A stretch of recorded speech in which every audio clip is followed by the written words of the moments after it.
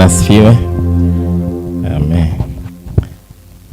Namshukuru Mungu kwa siku nzuri aliyotupa ya 4 ya semina yetu, na ninaamini wewe ambao umefuatilia, asante, kuna hatua umepiga. Amen. Hili kanisa ni la watu wanaomba, wanaombewa, deliverance. Mimi sidhani kama mimi nahitaji kuja hapa nianze mambo hayo. Nafikiri mimi nahitaji kuja hapa kwa ajili ya shule tu. Amen. Amen. Hayo mengine atayafanya mtumishi wa Mungu. Ni kama unaenda kwa Gwajima alafu unaenda kufanya maombi ya vita. Sasa unaenda kufanya maombi ya vita pale. Wewe nenda na kingine kipya. Bwana Yesu asifiwe sana. Basi mshukuru Mungu kwa siku ya leo, alafu mwambie Mungu niko tayari tena kwa neno lako. Lakini kwa wakati pia unaomba, mwambie Mungu kila ambacho nimekisikia kikae ndani ya maisha yangu. Tumejifunza kuhusu ufalme, hatujapata muda wa kuomba kuhusiana na yale tumesikia, lakini kwa dakika hizi chache mwambie Mungu ufalme wako nianze kuona kwenye maisha yangu. Kanuni chache nilizozifunza zianze kufanya kazi kwangu. Nimejitambua mimi ni mwana wa ufalme. Wale ambao umekuwepo hizi siku zilizopita, mwambie Mungu nimejitambua leo mimi ni mtu wa ufalme na sitaishi kama mtu wa kawaida. Mimi ni mwakilishi wa ufalme. Ninapotoka kwenda kwenye biashara, kwenye kazi, kwenye huduma, kwenye kile nitakachokuwa nakifanya, nitatoka kama mwakilishi wa ufalme na nitaudhihirisha ufalme wako. Mindset yangu imegeuka, fahamu zangu zimegeuka kupitia neno lako. Neno lako linageuza fahamu zangu. Umenipa funguo za ufalme. Maarifa ni ufunguo wa ufalme. Nimepokea funguo hizi, nitazitumia. Ufalme wa Mungu unafunguka kwenye maisha yangu. Ufalme wa Mungu unafunguka kwenye biashara yangu. Nitaanza ku-experience favor za ufalme. Nitaanza ku-experience ufalme ukifanya kazi na mimi. Mambo hayatakuwa kwa sababu ya kanuni tu za kidunia, bali yatakuwa kwa sababu ya kanuni za ufalme. Mwambie Mungu asante kwa maarifa haya. Maarifa haya yananipa mwanga. Mungu anapolituma neno ametuma njia. Neno lako ni mwanga wa njia yangu. Neno lako ni mwanga wa njia yangu. Kwa jina la Yesu Kristo aliye hai. Mungu anapolituma neno ametuma wokovu. Neno hili liwe wokovu kwenye kila eneo la maisha yako, kwenye uchumi wako na kila mahali, katika jina la Yesu. Kila neno la Mungu la kweli lina nguvu na neema nyuma yake. Mwambie Mungu maneno haya ambayo nimeyapokea, ninapokea na nguvu iliyo nyuma ya maneno. Ninapokea na neema iliyo nyuma ya maneno. Nitaondoka hapa nikisaidiwa na nguvu ya ufalme. Kama kulikuwa na ufalme unanipinga kwenye biashara, unanipinga kwenye kazi zangu, hiyo nguvu ya ufalme imeharibiwa kwa neno lako. Kwa sababu imeharibiwa kwenye fikra zangu, imeharibiwa pia na kwenye maisha yangu, katika jina la Yesu Kristo aliye hai. Leo upokee hiyo neema. Kwenye semina hii upokee neema ya kusaidiwa na ufalme. Rapo shakata repo skateliza yata. Fikra zangu zitaelekezwa na ufalme wako na kile ambacho nimekijua kuhusiana na ufalme. Na siku ya leo pia lile neno ambalo unalituma kwangu niko tayari kulipokea. Mwambie Mungu ninakushukuru kwa siku nzuri. Mungu anaweza kutumia nusu saa kugeuza maisha ya mtu. Mungu anaweza kutumia lisali moja kugeuza maisha ya mtu. Mungu anaweza kutumia dakika moja kugeuza maisha ya mtu. Mungu anaweza kutumia neno moja kugeuza maisha ya mtu.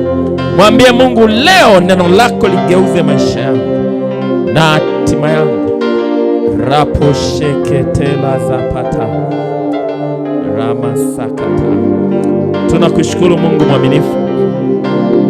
Asante kwa uaminifu wako. Asante Roho Mtakatifu. Asante kwa uwepo wako mwingi. Asante kwa kila ambacho unaenda kukifanya kwetu siku ya leo. Pokea heshima, pokea utukufu, kwa sababu unastahili. Utatupa hatua tena ya maarifa. utageuza tena fikra zetu kwenye eneo la ufalme na utoaji. Utatupa hatua mpya na maisha yetu yanageuka. Tunatoka hapa tukiwa tumebadilishwa na kugeuzwa kwa nguvu za Roho Mtakatifu. Tunakushukuru Mungu mwaminifu kwa sababu ya yote unayofanya kwa utukufu wako. Katika jina la Yesu wote tuseme amen. Amen. Unaweza ukamshangilia Bwana Yesu wakati unaketi. Amen. Amen. Bwana asifiwe sana. Leo ni siku ya 4 ya mafundisho na tumekuwa na somo linaenda kwa jina la umuhimu wa kutoa na kujitoa kwa ajili ya ufalme wa Mungu. Umuhimu wa kutoa na kujitoa kwa ajili ya ufalme wa Mungu. Na nisema fundisho hili lina sehemu kuu mbili. Sehemu ya kwanza ni ufahamu wa kina kuhusiana na ufalme, na ambayo itatusaidia kugeuza kabisa mtazamo wetu tunapoendelea kutoa na kujitoa kwenye ufalme. Na sehemu ya pili nilisema ni inahusiana na kumtolea Mungu, namna sahihi ya kumtolea Mungu ambayo itatuletea matokeo. Amen. Kwa siku 3 nimezungumza kwa kina kuhusiana na ufalme. Wale ambao wamefuatilia, naamini kuna ufahamu mkubwa tumeupokea, na hiyo inageuza namna ambavyo tunafanya mambo sasa. Mungu anapotupa nafasi kujitoa na kutoa kwa ujumla wake. Amen. Leo nataka twende sehemu ya pili ya fundisho, na tutakuwa nayo leo, kesho na Jumapili tutamaliza. Nayo ni namna sahihi au mtazamo sahihi kuhusiana na utoaji au kumtolea Mungu ambao itatuletea matokeo ya utoaji wetu. Namna sahihi ya kumtolea Mungu ambao itatuletea matokeo ya utoaji wetu, au mtazamo sahihi kuhusu utoaji ambao utatuletea matokeo. Amen. Bwana asifiwe sana. Kwa hiyo kuanzia leo tunaanza kuingia ndani kuhusiana na utoaji na kumtolea Mungu. Kwenye hiki ambacho tutajifunza kuna maeneo kadhaa tutayakava. Inategemea na muda tutakaokuwa nao, naweza mengine labda nisiyagusie, ila kama muda ukitosha tutakava haya maeneo yote. Eneo la kwanza ni mtazamo usio sahihi kuhusu utoaji au sababu zisizo sahihi kuhusu kutoa. Hilo ndio jambo la kwanza ambalo tutaliongea leo. Jambo la pili, tunatoa nini? Labda nitagusa kidogo sana. Tunatoa nini? Jambo la tatu, kwa nini tunatoa? Sasa wakati nayafundisha inawezekana isiwe kwa mpangilio huo. Kwa nini tunatoa? Jambo la 4, tunatoa wapi? Tunatoa wapi? Jambo la 5, namna sahihi ya kumtolea Mungu katika Agano Jipya au katika ufalme wa Mungu ambayo itatuletea matokeo. Na jambo la 6, kama muda utapatikana, nitazungumzia zaka na umuhimu wake. Amen. Bwana Yesu asifiwe sana. Kwa sababu zaka ni sadaka ya ufalme. Yaani lugha rahisi kabisa ya ufalme kuhusiana na utoaji wa zaka. Zaka ni sadaka ya ufalme. Amen. Bwana Yesu asifiwe sana. Kwa hiyo nataka tuanze kuzungumza kwa sehemu kuhusiana na utoaji. Unajua Biblia imejaa kuhusu utoaji. Ukifuatilia maandiko yamejaa kuhusu utoaji. Lakini kuna vitu vingi vimeleta shida kwenye eneo la utoaji kiasi kwamba kuna watu wakisikia unaongelea utoaji mioyo yao inapata ukakasi. Yaani kuna wengine tayari wanasema ameanza. Uzuri mimi sio mchungaji wa hapa. Kwa mimi nasema kilicho Mungu amenituma kusema afu naondoka. Kuna watu yani utahubiri vingine watasema yani yani hizi siku 3 zilikuwa nzuri, lakini sasa kuanzia siku ya 4 kaanza kuharibu. Kwa sababu gani? Mioyo yao imejeruhiwa kuhusiana na utoaji. Na ni wengi kabisa. Yani akisikia tu utoaji unaongelewa, kuna namna moyo unapata ukakasi. Na hiyo ni kwa sababu watu wengi wamejeruhiwa ndani yao. Watu wengi wanatoa lakini wamejeruhiwa. Mioyo yao ina majeraha. Wanatoa lakini wamejeruhiwa. Sasa kuna wengine wamejeruhiwa kwa sababu hawakupata matokeo ya utoaji waliotarajia. Yaani kilichomfanya moyo wake upate shida, ametoa na alikuwa ameaminishwa ya kwamba akitoa kuna matokeo fulani. Alafu ametoa hakupata matokeo. Kwa hiyo kuna namna moyo umejeruhika kwa sababu hakupata matokeo ya utoaji yaliyotarajiwa. Maandiko yanasema lililotarajiwa likikawia au lisipotokea, moyo unafanya nini? Unaugua, moyo unapata ugonjwa, moyo unajeruhika. Kwa hiyo kuna watu wamejeruhiwa ile eneo la utoaji kwa sababu walitoa na wakupata matokeo walioyatarajia. Amen. Lakini pia kuna watu wamejeruhiwa kwa sababu ya kukosa walichokitarajia kwa waliotoa kwao. Labda alitoa kwa mtumishi wa Mungu fulani, alafu alitarajia kitu fulani kutoka pale alipotoa. Labda alitarajia kutambulika, au alitarajia angepewa nafasi fulani, au alitarajia angetritiwa na angalau special fulani, au angeshukuriwa. Alafu sasa hakuvipata hivyo, anajeruhika na anaacha kutoa au anatoa kwa namna ya manunguniko. Bwana Yesu asifiwe sana. Ila wengine wamejeruhika kwa sababu walipotoa, kile walichotoa kilikuwa misused. Kimetumika vibaya. Aliambiwa tunatoa kwa ajili ya kitu hiki, alafu hajawahi kukiona hicho kitu. Baadaye tena anaambiwa tunatoa kwa ajili ya kitu hiki, na hajawahi kuona hicho kitu. Kwa hiyo anashangaa, yani kuna namna sasa, unajua wakati mwingine hauwezi kuoji, anabaki tu kuumia. Na amejeruhika. Kwa hiyo kwa kujeruhika hivyo, either anaacha kutoa au anatoa kwa manunguniko na vitu vya aina hiyo. Umewahi kumsikia mtu anaongelea kuhusiana na changamoto zake, afu anamalizia kwa kusema yani, afu anakazia kwa kusema nimekuwa natoa sana. Hivi unajua maana hiyo lugha? Huyo ana majeraha. Kuna kitu, kuna matokeo hajayapata kupitia utoaji wake. Kwa hiyo amejeruhika kwenye hilo eneo. Kwa hiyo anaendelea kwa shingo upande.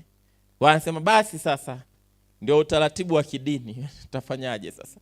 Inabidi tu aendelee kutoa. Ila kuna wengine wameacha kabisa kutoa. Kuna watu wameacha kutoa zaka. Kuna watu wameacha kabisa kutoa sadaka, au anatoa tu kwa sababu anamridhisha mchungaji. Kama hapa mchungaji ameongea hapa, na anasema sasa hakuna namna, itabidi tu nitoe. Bwana Yesu asifiwe sana. Lakini wengine wameacha kabisa kutoa kwa sababu ya baadhi ya watumishi wa Mungu kutumia vibaya utoaji wao. Wametumia vibaya. Amepeleka na watumishi wapo, kwa sababu huo ndio ukweli. Unajua sasa hivi mambo yako wazi, hamna hata haja ya kuficha. Kuna vingine ni watumishi wa Mungu kabisa ndio wamemisuse zile fedha, yale matoleo, zile sadaka ambazo zimekuja kwao. Kwa mtu amejua kwamba hii imekuwa misused, alafu ameumia, amejeruhika. Bwana Yesu asifiwe sana. Ila hayo majeraha hayako tu kwa washirika watoaji, yako mpaka kwetu sisi watumishi. Mpaka huku kwetu tumeathirika. Kuna namna ambavyo, kama ambavyo sisi watumishi inawezekana tumeathiri wanaotoa, kuna namna na nyie mmetuathiri. Ndio maana sio watumishi wa Mungu wengi wana ujasiri wa kuzungumzia utoaji kwa ukweli na uwazi. Hasa wale ambao ni wa mahali, yani kama mimi mgeni angalau, kwa sababu ni mpitaji hapa. Lakini wachungaji kabisa wengi hawana ujasiri wa kuzungumzia utoaji. Tena wengine wanaenda mbali hadi anampigia mtu simu anamwambia sasa ukija ufundishe utoaji. Unajua hiyo maana yake nini? Mchungaji amejeruhika, hana ujasiri mbele ya washirika wake kuwafundisha kuhusiana na utoaji. Kuna namna wamemjeruhi. Akifundisha utoaji wanaanza kumbackbite huko, anasema anataka hela zetu, au alipotoa amemsema naye amemfikia. Ila sasa ndio washirika wake, kwa atafanyaje sasa? Kwa anakuwa hana ujasiri. Unajua watumishi wa Mungu wengi hawana ujasiri kuongelea utoaji mbele ya watu wao wa moja kwa moja. Bwana Yesu asifiwe sana. Namfahamu mtumishi wa Mungu mmoja, washirika wake walimdhihaki kwenye ile eneo mpaka akaapa, akasema sitafundisha tena utoaji. Sitafundisha tena utoaji kanisani kwangu kabisa. Na unajua alimdhihaki vipi? Alikuwa ana ujenzi wa nyumba yake. Sasa unajua si watumishi wa Mungu, unakuta mtu ni amejitoa kwenye kazi ya Mungu 100%, ana biashara, ana kingine. Kwa hiyo kazi yake ni hii, kuchunga. Kwa hiyo alipokuwa na ujenzi wa nyumba yake, akawa amekwama, akasema ngoja nilishirikishe kanisa, mtu ambaye atakuwa tayari kusupport kazi hiyo afanye. Kwa watu wakaitikia baadhi, lakini kumbe lile jambo wakawa nyuma huko wanaliongea vibaya, naye hajui. Kwa hiyo viongozi wake wakaamua kufanya kitu cha kumdhihaki. Wazee wake wa kanisa, huyu mtumishi wa Mungu namfahamu kabisa, ni mzee wangu kabisa, Bwana asifiwe sana. Wakaamua kufanya kitu cha kumdhihaki. Kwa siku hiyo Jumapili wakasema, leo baba, tunataka na sisi tutoe. Wanaume tumejipanga, wazee wa kanisa, wanaume na wakajiorganize na wanaume kadhaa zaidi ya 10. Wasema tunaomba nafasi special na sisi tutoe kwa ajili ya ujenzi wa nyumba ya kwako mtumishi wa Mungu. Jumapili imefika, akasema Mungu ameniona leo. Kwa akasimama akawapa nafasi special.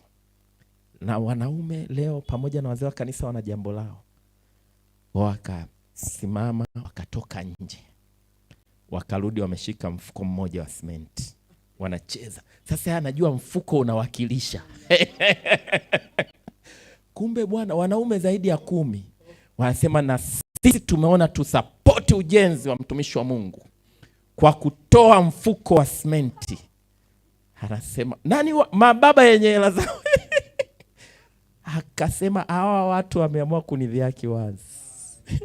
Ile mchungaji anasema akaumia kuonyesha mbele yao, lakini alivyorudi nyumbani akajifungia, akaomba, akamwambia Mungu,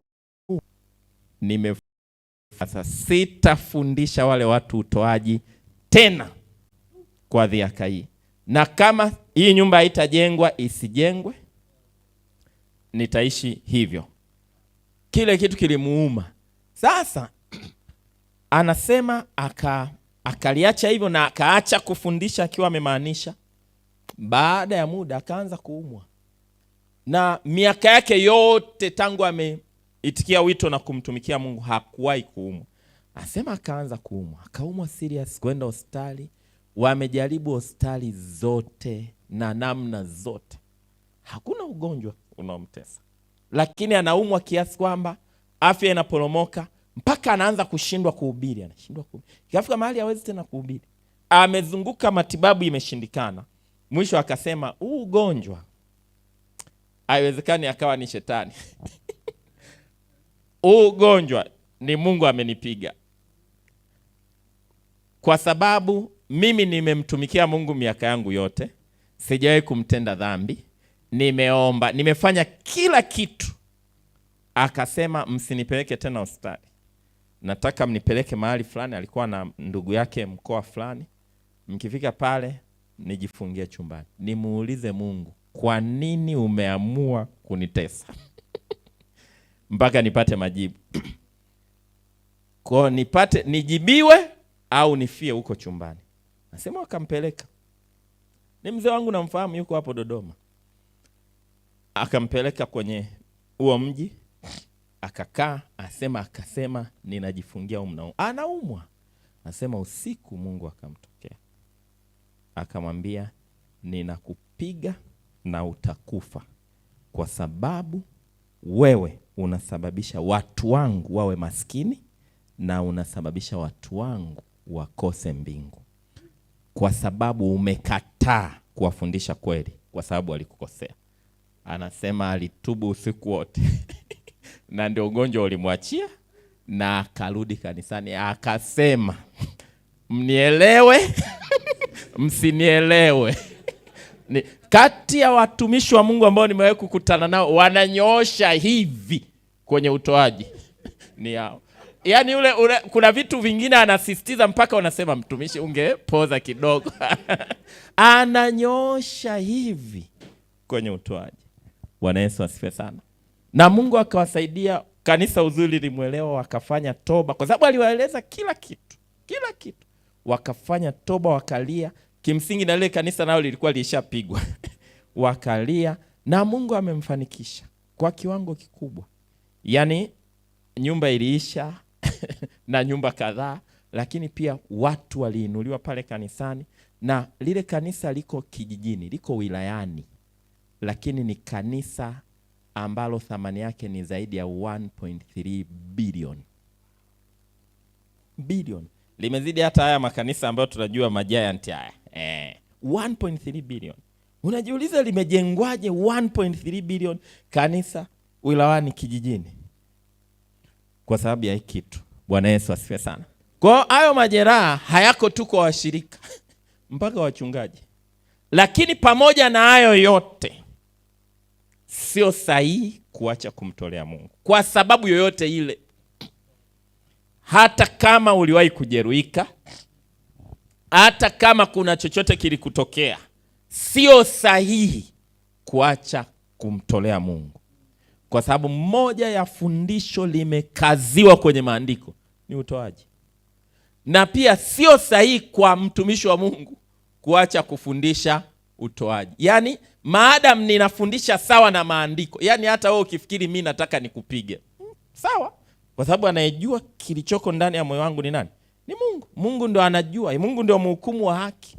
Kwamba mimi nafundisha kwa personal interest au nafundisha kwa ajili, kwa sababu hili ni fundisho muhimu. Kama vile lilivyo fundisho la utakatifu linapaswa kufundisha, kama vile lilivyo fundisho la masuala mengine ya kiuchumi na fedha, mafanikio, ndivyo ambavyo lilivyo fundisho la utoaji. Ni muhimu na ni lazima lifundishwe kwa usahihi wake. Amen.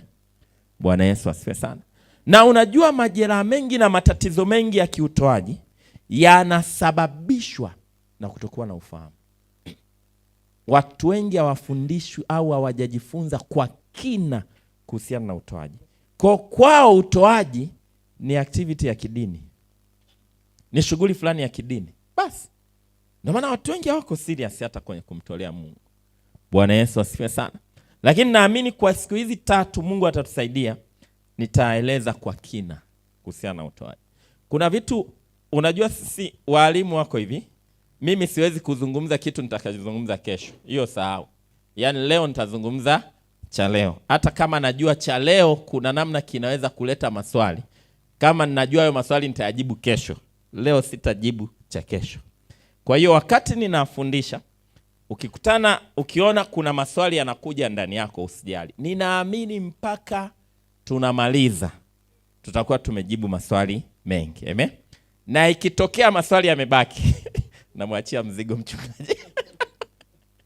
Utamuuliza kwa sababu najua ufahamu huu kwake sio mgeni. Bwana Yesu asifiwe sana. Ikitokea yamebaki utamuuliza na utapata tu majibu sahihi zaidi. Amen. Naeleweka vizuri? Sasa tuanze jambo la kwanza kwenye topic hii ya utoaji. Jambo la kwanza ambalo tutalizungumzia ni mtazamo usio sahihi kuhusu kutoa au kuhusu utoaji. Mtazamo usio sahihi kuhusiana na utoaji. Kwa nini naanza na hii? Kwa sababu watu wengi wanatoa lakini hawana mtazamo sahihi. Mtazamo usio sahihi kuhusiana na utoaji.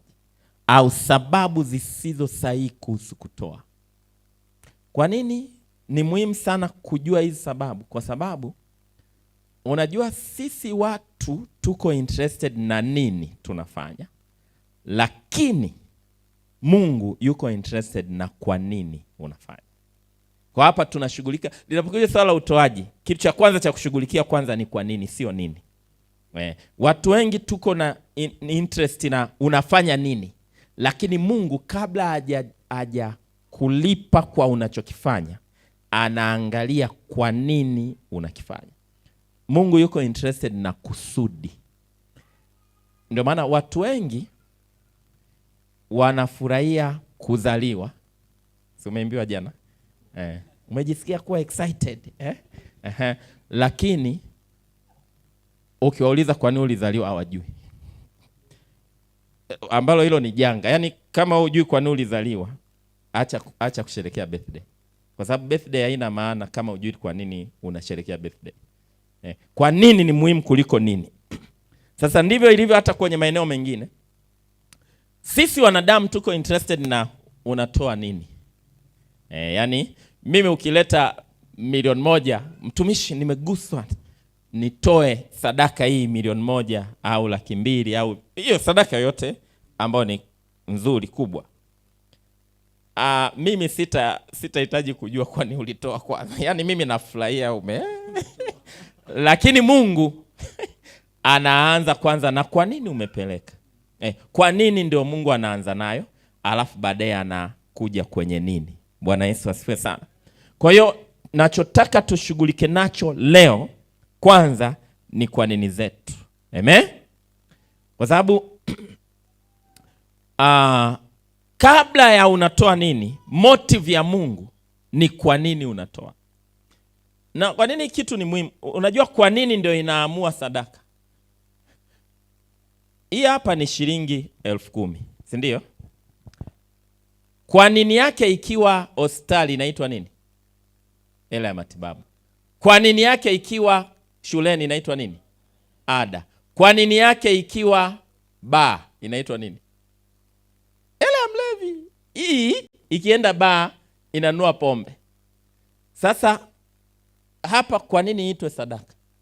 Kwa sababu ni hii. Kwa hiyo unagundua hii 10,000 kama 10,000 sio sadaka. Hii ni hela tu. Ila kwa nini ndio inaifanya iwe sadaka. Sasa kuna watu wanaamini tu ikishakuwa 10,000 basi amemaliza. Ili iwe sadaka lazima kwanza kwa nini.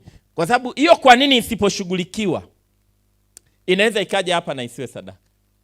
Kinachoifanya iwe sadaka sio kudumbukia humu. Kinachoifanya iwe sadaka ni kwa nini umeileta hapa. Bwana Yesu asifiwe sana. Na mimi naeleweka vizuri. Na kitu kingine cha muhimu, kwa nini tunashughulika na ile kusudi na ile sadaka kwa nini? Kwa sababu sadaka tunapeleka kwa Mungu. Lakini Mungu ni roho. Mungu ni roho. Kwa hiyo maana yake ili iwe kwa Mungu lazima kuwe na kitu cha ndani kinachoconnect na hiki cha nje. Vinginevyo hii haiwezi kuwa ya Mungu, haiwezi kufika kwa Mungu. Na Mungu hayuko interested na hela yoyote. Mungu yuko interested na kile ambacho kimekusukuma kufanya hicho unachokifanya. Amen? Bwana Yesu asifiwe sana. Ni rahisi kufurahia hiki ninachokifanya kama watu. Nimekuja na ubiri na fundisha. Lakini Mungu kabla hajanipa credit ya hiki ninachokifanya, anaangalia kwanza kwa nini ninafanya ninachokifanya. Kwa sababu inawezekana hapa mimi nina personal interest. Yaani sina interest yoyote ya ufalme, hata kama hiki ninachokifanya ni kitu cha ufalme.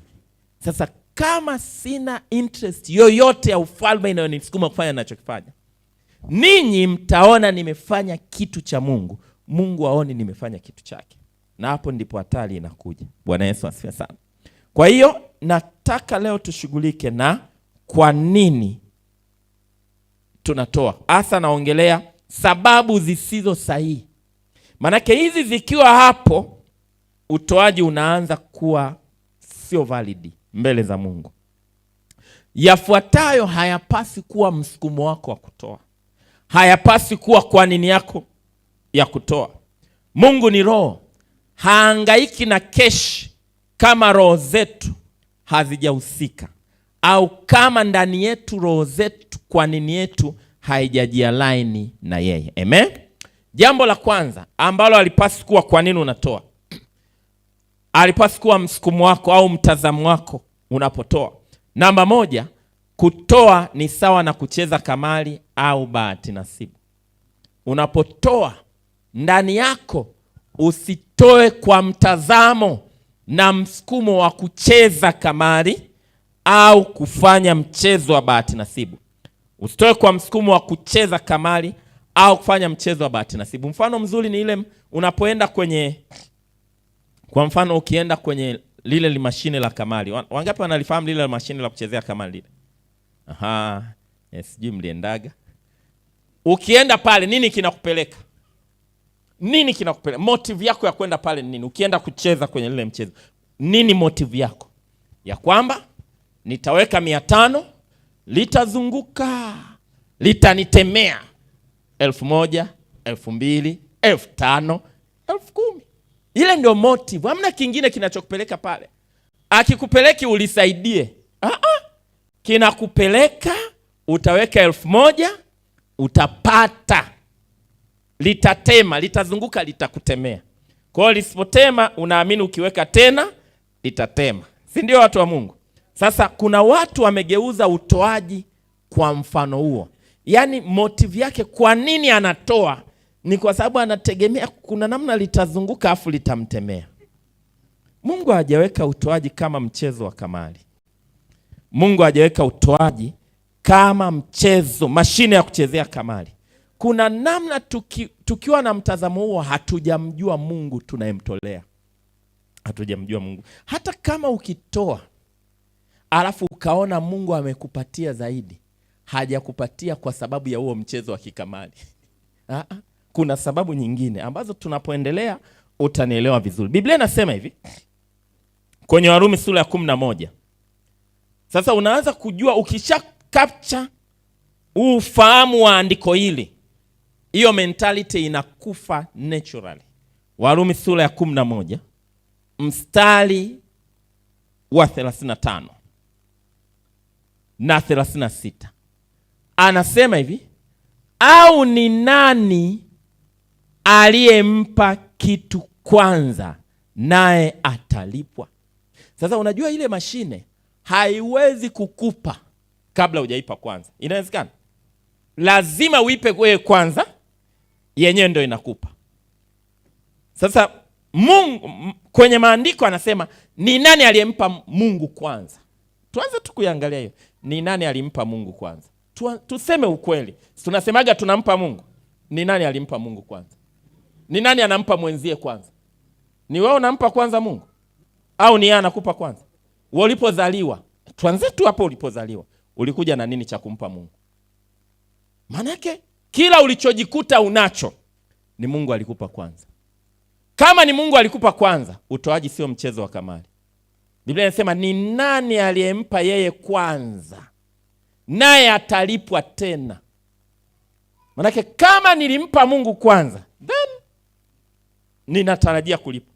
Lakini kama ni yeye alinipa kwanza, ninapotoa simpi kwa sababu ya huo mchezo. Kwa sababu ile mashine unaipa kwanza, alafu yenyewe ndio inakupa. Alafu mstari wa 36 anasema, kwa kuwa vitu vyote vyatoka kwake, viko kwa uweza wake, tena vitarejea kwake. Utukufu na yeye milele na milele. Ukidaka tu ufunuo, hiyo mentality imekufa naturally. Vitu vyote kwa kila ulichonacho kimetoka kwa nani? Kwa Mungu. Na kipo kwa uwezo wa nani? Wa Mungu. Na mwisho kitarejea kwa nani? Kwa Mungu. Kwa sababu kama ulivyokuja duniani bila shilingi, ndivyo siku unaondoka hautaondoka na kitu. Kwa kila ulichokikusanya kitabaki wapi? Duniani. Unasema nitaachia watoto, sawa. Na watoto wakiondoka, na wengine wakaondoka na wakaondoka. Mwisho wa siku Mungu akasema leo ndio mwisho wa dunia hii. Nani ataondoka na kitu? Hizo zilizoko benki, nani atakuwa na maamuzi nazo? Ni Mungu. Mungu, aidha azichome au azifanyie chochote. Vitu vyote vinatoka kwake, viko kwa uweza wake, tena vitarejea kwake. Kwa hiyo ukijua hili utagundua kila ulicho nacho ni kwa ajili ya Mungu. Kilitoka kwa Mungu, kikienda kwa Mungu. Sio kama unampa ili akupe kwanza. Yaani sio kama unafanya mchezo. Motive yako haipasi kuwa hiyo. Nanielewa vizuri? Hapa tunashughulika na kile cha ndani kabla ya utoaji. Jambo la pili ambalo alipasi kuwa msukumo wetu, alipasi kuwa motive yetu tunapotoa. Usitoe kwa msukumo wa kumshawishi Mungu, kumuonga au kumlipa Mungu kwa kutoa kwako. Usitoe kwa msukumo wa kumshawishi, kumuonga au kumlipa Mungu kwa kutoa kwako. Haumshawishi Mungu, haumuongi Mungu, haumlipi Mungu kwa kutoa kwako. Kwa hiyo usije hapa naongelea utoaji sio transaction. Kwamba ninatoa shilingi 1000 nanunua maji. Usitoe kwa msukumo huo. Hakuna kitu unakinunua, ununui baraka kwa kutoa. Vitu vya Mungu hauwezi kulipia. Ni priceless. Yaani chochote cha Mungu hakuna mwanadamu anayeweza kulipa. Kwa kutoa kwetu sio malipo ya baraka za Mungu. Kutoa kwetu hakulipii afya. Kutoa kwetu hakulipii mafanikio. Baraka ni kitu kikubwa kuliko hela yoyote unaweza kutoa. Baraka ni nguvu kubwa kuliko hela yoyote. Ni kweli utoaji unaweza ukatrigger udhihirisho wa baraka, lakini utoaji haununui baraka. Baraka ni kubwa kiasi ambacho hakuna mtu anaweza kuinunua. Kilichoinunua baraka ya Mungu juu ya mtu ni kazi ya msalaba pekee. Ni kazi ya msalaba pekee. Na Biblia inasema mmebarikiwa kwa baraka zote za rohoni kupitia kazi ya msalaba. Utoaji una nafasi yake, lakini sio transaction kwamba unalipa alafu unapewa. Vitu vya Mungu havilipiki. Kwa usitoe kwa msukumo wa kununua baraka za Mungu, kununua uponyaji. Hapana. Hawezi kumbana Mungu kwenye kona kupitia mauzo. Yaani kama unanunua hivi kwamba nimekulipa, nipe sasa, nimekulipa. Haiendi hivyo. Kimaandiko haijakaa sawa sawa. Amen? Kwa huwezi kununua baraka za Mungu, huwezi kununua uponyaji, huwezi kununua Mungu kwa kutoa kwako au kwa sadaka zako. Hata ukienda kwa mtumishi wa Mungu, usitoe kama unamnunua mtumishi wa Mungu. Usitoe kama unanunua baraka. Usitoe kama unanunua kile alichobeba. Usifanye hivyo. Kwa sababu vya Mungu havinunuliki. Bwana Yesu asifiwe sana. Vya Mungu havifanya nini? Havinunuliki. Tukirudi kwenye lile andiko anasema, ni nani aliyempa yeye kwanza naye atalipwa? Ni nani aliyempa Mungu kwanza naye atalipwa? Vitu vyote vinatoka kwake. Ukiwa tu na ufahamu, vitu vyote vinatoka kwake. Viko kwa uweza wake. Tena vitarejea kwake. Hiyo concept ya kufikiri unamnunua Mungu, unamuhonga Mungu, unanunua baraka, haitakuwepo. Mambo ya rohoni hayawezi kulipiwa. Mambo ya rohoni kwa ujumla wake hayawezi kulipiwa. Ndio maana yeyote anayeweka bei kwenye vitu vya rohoni amejinyonga. Yeyote anayeweka bei, kwa mfano, nikaanza leo kusema ili uniite Kahama, lazima uniandalie kiasi fulani cha hela. Labda niandalie chochote nitakachokisema. Alafu ukiweka kabisa kwenye account na vitu fulani vya kama una price tag hiki ulicho nacho. Unajua inaweza ikaweka out kabisa mwaka wa kwanza, mwaka wa pili, mwaka wa tatu. Ila nakuhakikishia baada ya muda ndio nitakuwa nimejimaliza kabisa. Na hiki ndicho kitu kimeua waimbaji wa nyimbo za injili Tanzania. Kwa sababu mfumo wa waimbaji umeshatengenezeka hivi. Yaani ukianza tu kuinuka kama muimbaji wanakuweka kwenye unaingia kwenye kamfumo kao. na wanaanza kukufundisha. Nimekutana na waimbaji ambao ndio walikuwa wanainuka tu hivi, nikajaribu kuanza kumshawishi na kumshauri, tayari kaishaingizwa kwenye ule mfumo wa kuelewi kabisa, haelewi. Na ndio maana wengi wanakuwa alafu wanakatika, wanakatika. Kwa nini? Wanauza ambavyo haviuziki. Kuna vitu haviuziki. Huwezi kumuuza Yesu. Utamuuza bei gani? Yesu unamuuza bei gani? Kitu ambacho Mungu amekupatia unakiuzaje? Hauwezi kuuza 500,000 hata kama ni milioni 10. Bado yani gharama yoyote utakayowekea bado umekidhalau kitu cha Mungu. Bwana Yesu asifiwe sana. Gharama yote nitakayowekea ili nilipwe nifanye, yani naambia mnilipe ndio nitakuja kuhubiri hiki ninachohubiri. Hata kama mkiafodi kunilipa milioni 100, nimedharaulisha hiki kitu cha Mungu, na kuna wakati Mungu atakikata. Bwana Yesu asifiwe sana. Nilienda mahali mwimbaji, tulikuwa tumealikwa Kenya kuhubiri kongamano la mafundisho, yani kama vile retreat vile zinazokuaga. Alafu tulikuwa tumealikwa wahubiri wawili kutoka Tanzania, wengine kutoka nchi zingine, alafu na mwimbaji mmoja kutoka Tanzania. Yule askofu aliyetualika anasema alimwalika mwimbaji fulani wa Tanzania. Nikimtaja wote mnamjua wote. Tena wakati huo ndo alikuwa anawaka zaidi hapo. Miaka kama 6 hivi imepita. Lakini sasa hivi aisha poromoka. Anasema yule mwimbaji akamwambia, kama unataka nije niwekee kwenye akaunti milioni 6 ya Tanzania, ambao ni 300,000 ya Kenya. Alisema milioni 6 ya Tanzania, alafu tiketi ya ndege, alafu nitumie reservation ya 5-star hotel kwenye seminar. Yule askofu anasema nikanyosha mikono, nikashindwa. Kwa akamuita mwimbaji mwingine ambaye naye mnamfahamu tu. Yule mwimbaji ana hekima.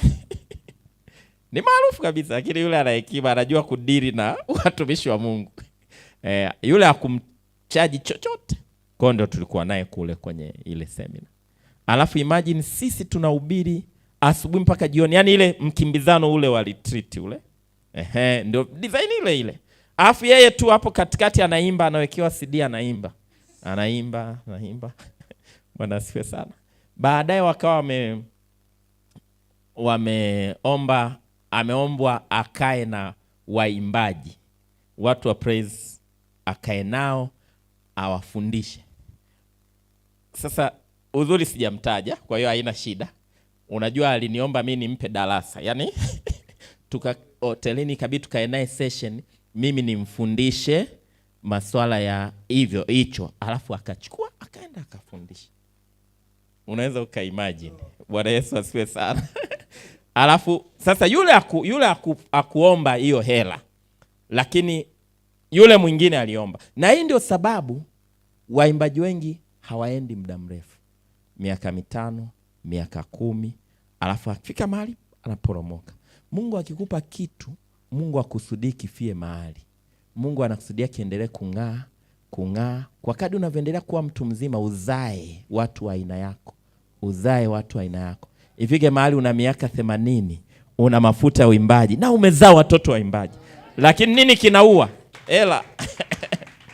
Vya Mungu haviuziki. Ndio maana vya Mungu vyote ni vya bure.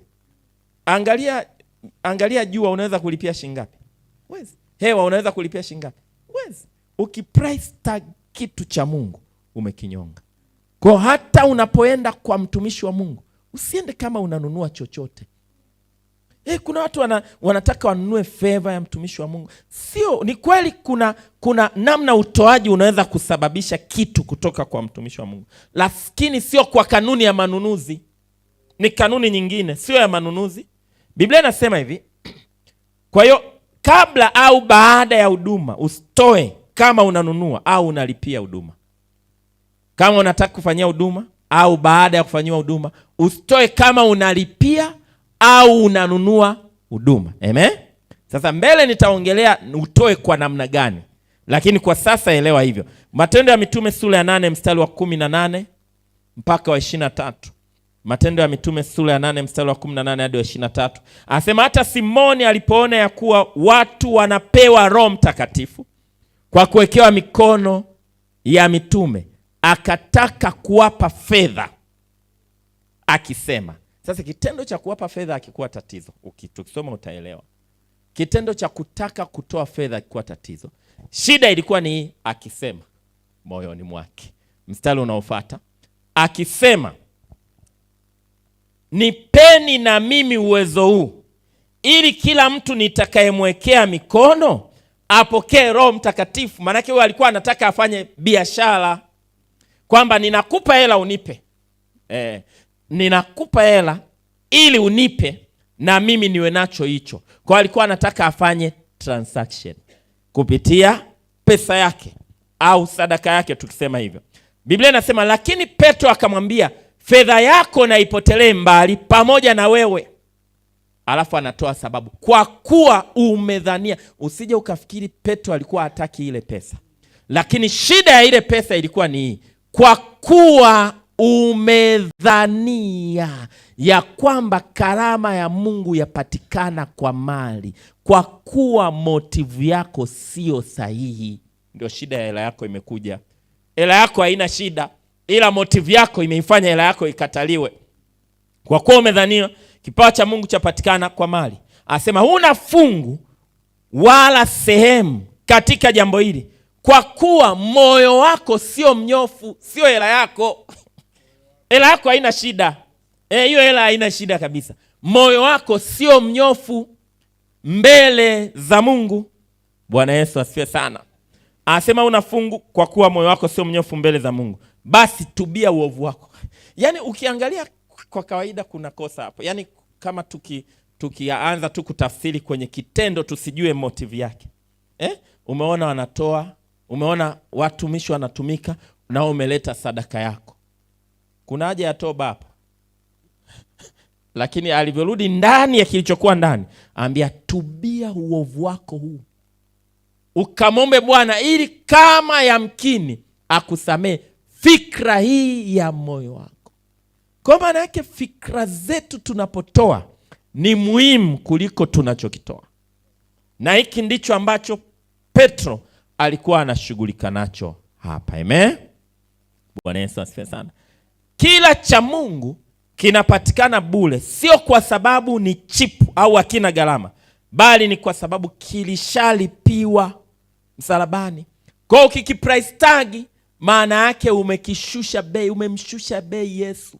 Maana yake unaona kile alicholipia Yesu hakitoshi au ni kidogo kulinganisha na hilo bei unayoiwekea. Ndio Biblia inasema kwenye Isaya 55, anasema kila aliye na kiu njoni kwenye maji, njoni majini. Naye asiye na fedha njoni mnunue. Anasema mnunue kwa sababu kina gharama, lakini mnunue kwa bei gani? Mnunue bure. Amen. Na ndio maana ndiko anasema mmepewa bure, toeni bure.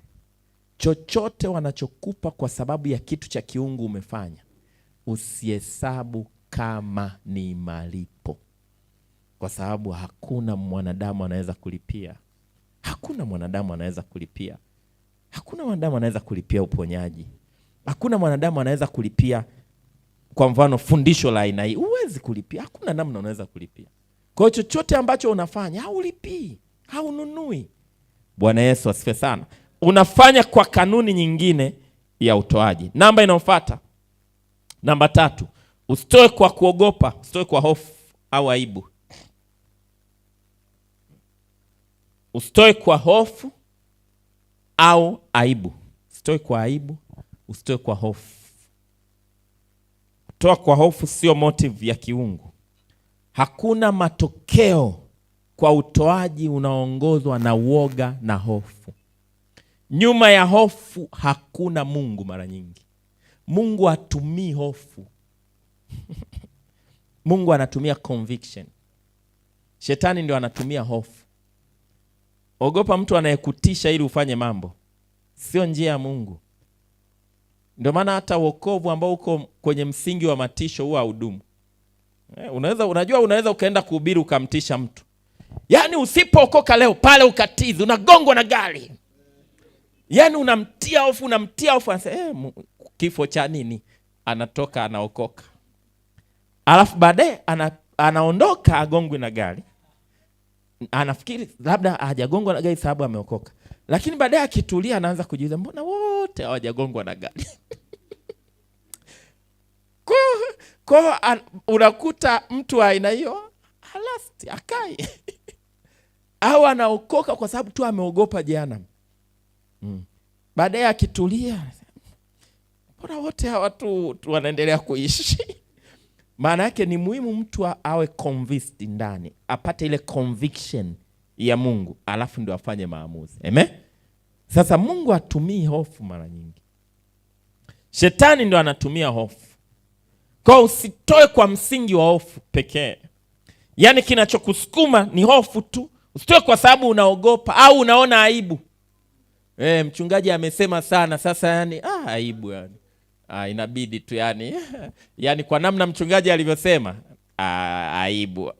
Sio, usitoe kwa sababu tu ya aibu. Yani aibu sio motive sahihi ya kutoa. Hofu sio motive sahihi ya kutoa. Kuna watu ukiwauliza kwa nini unatoa zaka? Laana bwana, laana. Yani motive ya yeye kutoa zaka ni nini? Bas. Kwa akikutana na fundisho linamwambia hakuna laana juu ya Kristo Yesu. Kila aliyemwamini Yesu laana ikai juu yake. Basi na anaacha na kutoa. Kwa sababu yeye alichokuwa anajua ni nini? Laana tu. Na wengi wamefungiwa hapa. Sasa sije nikalaaniwa. Na wakati mwingine ni makanisa yaliyotukuza. Aliyotulea ametulea hivyo. Yaani ikifundishwa umelaaniwa kwa laana. Unamwibia Mungu, wezi wote jehanamu. Basi. Yaani hilo ndio kitu pekee iko ndani yake. Kwa hela ikiingia akitaka laana anapeleka kanisa. Utoaji wa hofu hauna matokeo. Kwa sababu hofu haina Mungu nyuma yake. Hofu ina shetani. Bwana Yesu asifiwe sana. Na mimi naeleweka vizuri. Kwa usitoe kwa sababu unaogopa, usitoe kwa sababu unaona aibu. Mchungaji atanionaje sasa? Na ameshaongea sana mpaka povu linamtoka. Kwa inabidi tu au watu watanielewaje? Unatoa ili ueleweke na watu. Unamtolea Mungu. Watu watanielewaje? Kwa wewe motive yako ni watu. Kwa kama hakuna watu, utoi. Kwa sababu unataka kueleweka na watu. Usitoe kwa sababu ya hofu, aibu au nitaelewekaje nisipotoa. Biblia inasema katika pendo hamna hofu. Yohana wa kwanza 4:18. Katika pendo hakuna hofu. Anasema lakini pendo lililo kamili huitupa nje hofu, kwa maana hofu ina adhabu na mwenye hofu hakukamilika katika Mungu. Sasa Biblia inasema pia Mungu ni pendo. Maana katika Mungu hamna hofu. Yeyote mwenye hofu, anayesukumwa na hofu, hajakamilika katika Mungu. Kwa kadri unavyoendelea kumjua Mungu na kukamilika katika Mungu, unaanza kuwa mtu asiyeogopa. Kwa hiyo ndani ya hofu hakuna Mungu. Msukumo wako usiwe woga, hofu, aibu. Usiwe huo. Shetani ndiye anatumia hofu. Biblia inasema kwenye Timotheo wa pili sura ya kwanza mstari wa 7. Timotheo wa pili sura ya kwanza mstari wa 7 anasema maana Mungu hakutupa roho ya woga, bali ya nguvu, ya upendo na moyo wa kiasi. Kwa hiyo usitoe kwa sababu unaogopa laana, usitoe kwa sababu unaogopa watumishi wa Mungu, usitoe kwa sababu unawaonea aibu watumishi wa Mungu. Amen. Namba 4. Sababu ya 4 ya kutokutoa, yani motive ya 4 ambayo sio sahihi. Usitoe kwa sababu ya shinikizo analopiga mtumishi wa Mungu. Usitoe kwa sababu ya pressure. Usitoe kwa sababu ya pressure, shinikizo unalopigwa. Sasa sisemi kuhamasishwa kutoa ni jambo baya. Lakini usitoe kwa sababu tu umepigwa pressure. Unajua kuna mwingine kwa kweli yani ni ile pressure tu, pressure. Toa bwana, toa, unaachaje kutoa? Toa, yani anapigwa pressure mpaka yeye hataki, hana maamuzi ya moyoni, hana uhiari wa moyoni, hana moyo wa kupenda, ila hana namna. Pressure. Sio kwa sababu ya pressure. Utoaji wa pressure sio utoaji wenye matokeo. Sio utoaji wa kimaandiko. Mimi nimefuatilia kidogo kuhusiana na utoaji. Hauoni pressure kubwa inapigwa unapokuja swala la utoaji. Hauoni pressure kubwa inapigwa. Unaona watu wakielewa wanatoa. Na hata kwenye uzoefu wangu binafsi, pressure haileti matokeo kwenye utoaji. Inaweza ikaleta matokeo ya muda, lakini haileti matokeo ya endelevu. Uelewa unaleta matokeo kwenye utoaji. Mtu akishaelewa nini anafanya, moyo wake ukamjua Mungu, ni rahisi mno kutoa. Hahitaji hata kupigwa pressure, hahitaji hata kuhimizwa sana. Bwana Yesu asifiwe sana. Angalia kwenye maandiko. Kwenye Kutoka 25 mstari wa 1, anasema Bwana akanena na Musa na kumwambia, waambie wana wa Israeli kwamba wanitwalie sadaka kila mtu ambaye moyo wake wampa kupenda, mtatwaa kwake sadaka yangu. Kila mtu ambaye moyo wake wampa kupenda, mtatwaa kwake sadaka yangu. Mungu anatoa maelekezo kwa Musa wakati wanataka kufanya ujenzi. Anasema mtatwaa kwa watu ambao mioyo yao yanawapa kupenda. Kutoka 35 mstari wa 5. 35:5.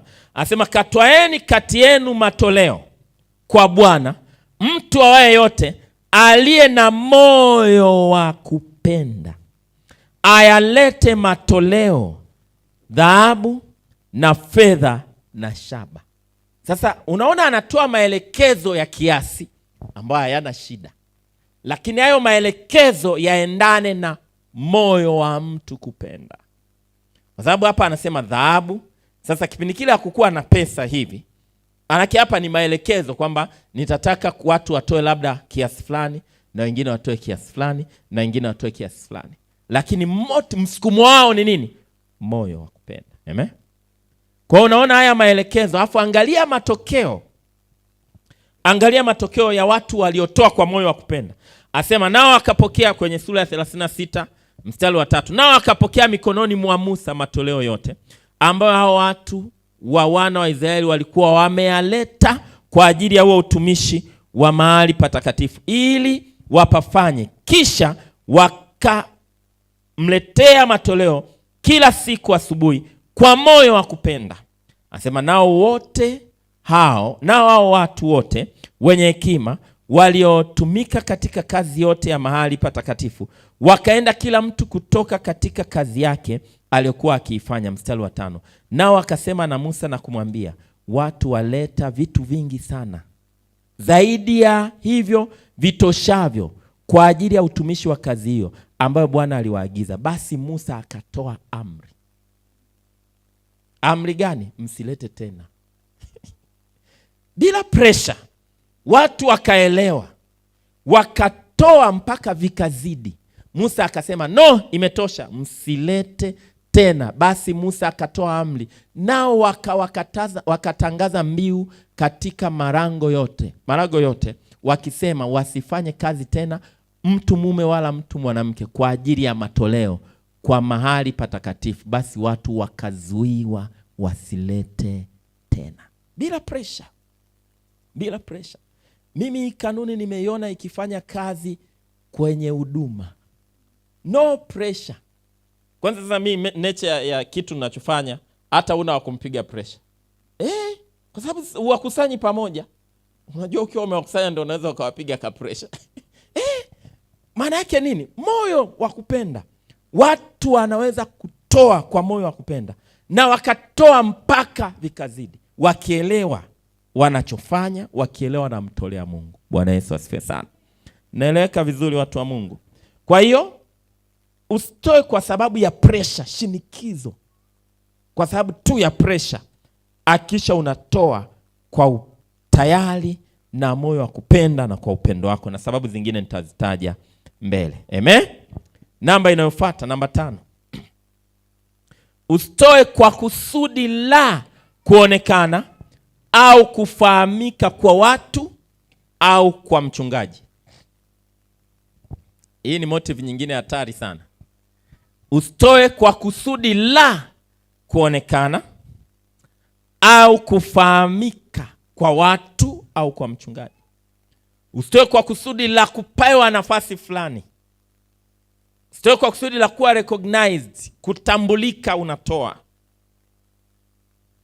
kuonekana. Na hii imetafuna watu wengi, watoaji wengi imewatafuna. Aka kahali kakutaka kuonekana, kujulikana, kutambulika. Hivi unajua kuna watu akitoa usipomtambua na kumtaja mbele za watu anasikia kuumia. Hiyo ni roho ya kishetani. Hiyo ni roho ya kishetani, sio roho ya Mungu. Kwamba kila ukitoa wakutambue.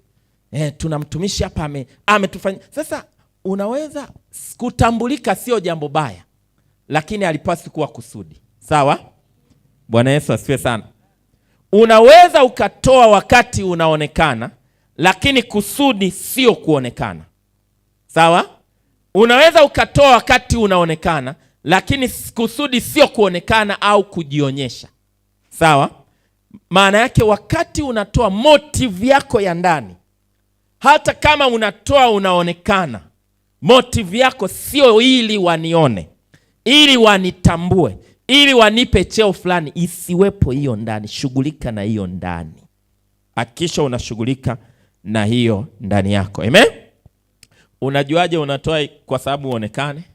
Unajuaje? Yaani hiki kitendawili unakiteguaje? Kwamba hivi mimi natoaga ili nionekane au natoa kwa sababu namtolea Mungu? Mfano ni rahisi. Kwa mfano, tukitoa, tunasema tuna ujenzi kanisani. Kwa hiyo tunataka watu wa pledge. Kwa hiyo tunatembeza mic. Unapewa mic, useme unayotoa. Unasema mimi nitatoa labda 500,000. Alafu yule anasema atatoa kiasi fulani. Alafu mwisho tunagundua tumekusanya hizo pledge za mic ni milioni, labda milioni 10.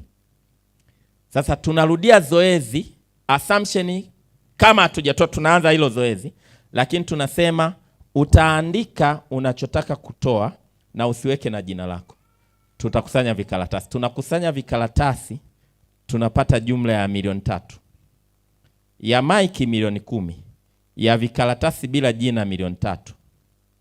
Milioni 3 ndio sadaka za watu. Milioni 7 iliyozidi ilikuwa ni hela ya matangazo.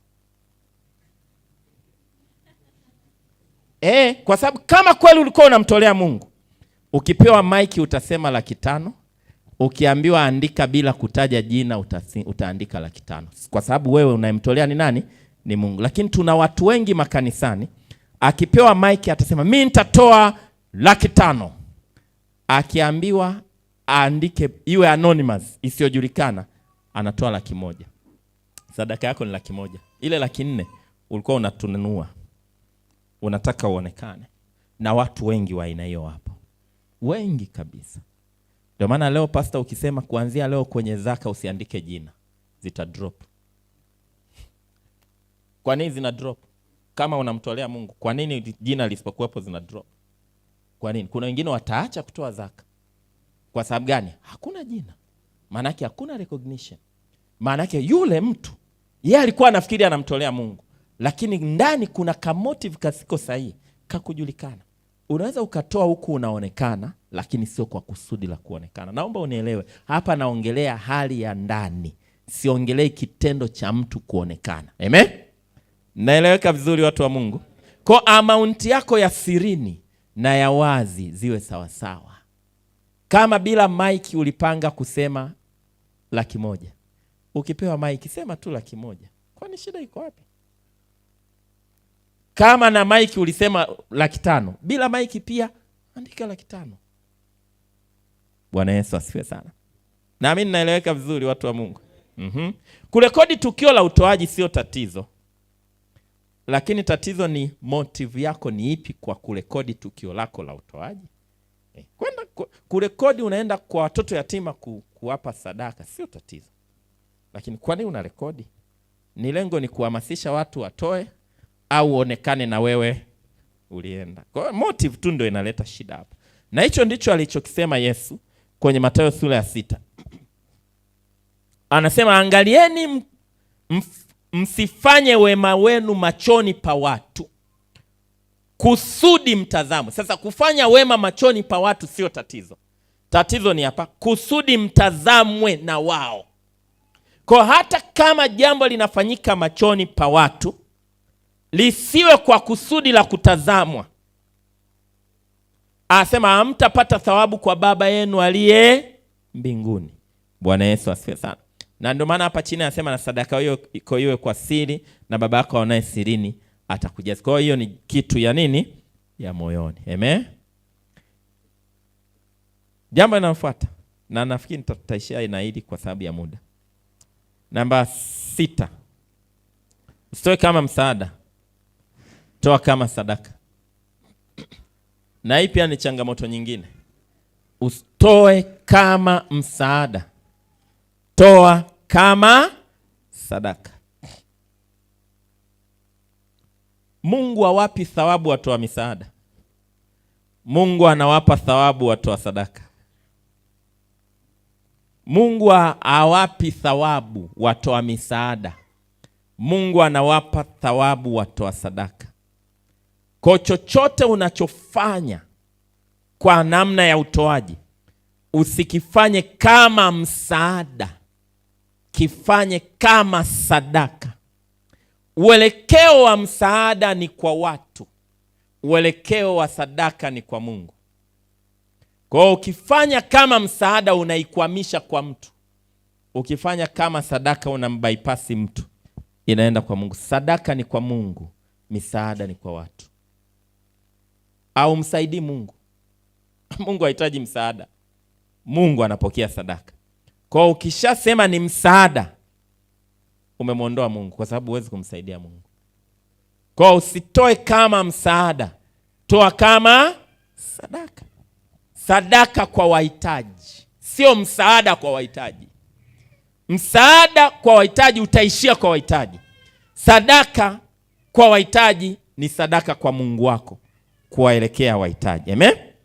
Sadaka kwa Mungu wako, sadaka kwa watumishi wa Mungu, sio msaada. Wewe sio msaada wa watumishi wa Mungu.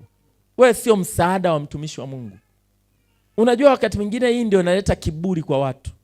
Anafikiri yeye ndio msaada kwa sababu yeye mentality yake anasaidia mtumishi wa Mungu.